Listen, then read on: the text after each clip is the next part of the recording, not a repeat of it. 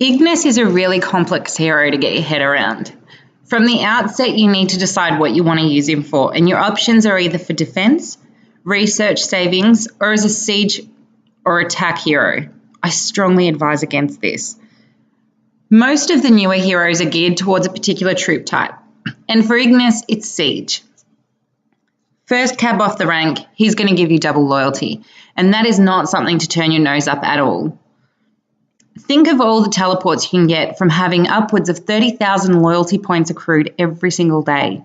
Teleports are expensive and most definitely not worth buying, so maximize what you can get from your guild help events and start building them up.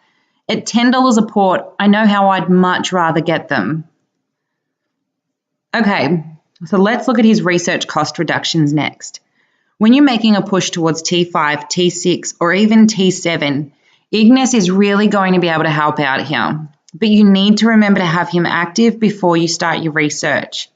If you plan on using Ignis for research benefits and you're at a lower level, I also suggest getting hold of some Chief Inquisitor gear. However, that's only going to help with your basic and royal research speed, and that can be used on any hero, not just Ignis. Ignis has skills like research cost efficiency. At a maximum, it's a 50% reduction. Research speed, reducing your research time by up to 300%, which is a huge amount of speed ups to save on, as well as research tome cost reductions. This provides a 20% reduction for royal scroll costs, 15% for exalted tomes, and 10% for divine tomes, which is absolutely massive when they are so expensive and hard to come by, especially when you're grinding on events and monsters. Let's look at some of his skills that makes him such a great defense hero. I'm going to suggest that Ignis is probably second in defense only to Luna, and he's a close second at that. First off is his Master Tactician, and this is the first one you need to make sure you max out. This boost affects all troop types. Siege more than the others at a maximum of 3,000% attack boost, but he still gives the core troops, being cavalry, mage, and warrior, a boost of 1,000% on attack. Next is Analyze Weakness. This skill converts a percentage, up to a maximum of 1,000%, of your basic research speed into an attack boost too. Then we're moving on to his trap skills. Now at higher levels, traps need to be carefully looked at. They can and often do cause you to burn and cost you wins, especially if the troop HP and attack is not high enough and your traps are not at the correct level.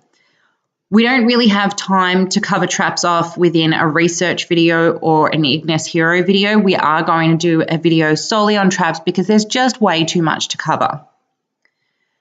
In any case, especially for those lower level players, this trap skill is a really, really, really good skill to have. Ignis can increase trap capacity, trap HP, and trap attack. I personally have over 1.5 million traps. Now imagine having that at T4 defending against T5 attack. You're virtually unbreakable.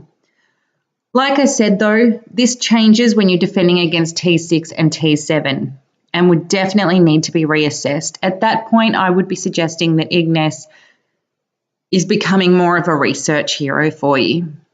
But for the newer players, Ignis is without a doubt a great defense hero and definitely one you want to have to get those traps up. So how is he on attack? Well, opinion is very much divided. On paper, he seems great. The biggest problem that I have with him is that his troop attack boosts are dependent on variables like your research speed and how much groundwork you've done there. His individual troop skills are for siege and mercenary troops, so they're not all that beneficial on a daily basis, unlike the other heroes that affect your core troop types that everybody has and everybody uses commonly. Can Ignis be used as an attack hero? Without a doubt, but make sure the research is behind you because that's what he feeds off. Without the foundations there, he will do little more than add a monster to your march unless you're sending mercs with him.